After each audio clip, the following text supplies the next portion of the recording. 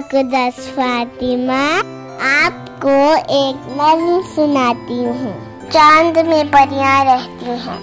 अम्मा बाजी कहती हैं चांद में परियां रहती हैं, रात को पर फैलाती हैं और उतर कर आती हैं, सब बच्चों को सुलाती हैं और फिर ख्वाब दिखाती हैं।